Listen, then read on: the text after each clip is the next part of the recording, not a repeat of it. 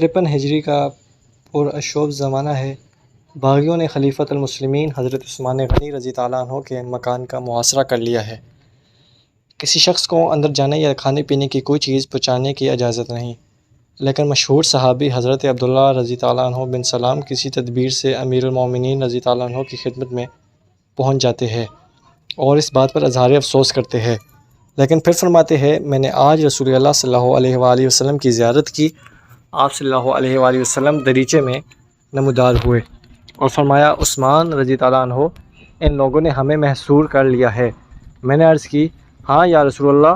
فرمایا اگر تم چاہو تو تمہاری امداد کا بندوبست کیا جائے، ورنہ ہمارے پاس آ کر افطار کرو۔ میں نے کہا یا رسول اللہ صلی اللہ علیہ وآلہ وسلم، میں تو آپ کے پاس ہی آنا چاہتا ہوں۔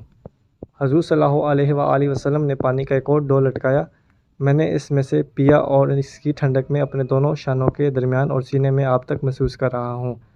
حضرت عبداللہ بن سلام رضی اللہ عنہ تشریف لے گئے تو امیر المومنین رضی اللہ عنہ نے اپنی زوجہ محترمہ کو پجامہ لانے کا حکم دیا جو اب تک زیب بدن نہیں کیا تھا، اور پہن کر قرآن مجید کی تلاوت میں مصروف ہو گئے۔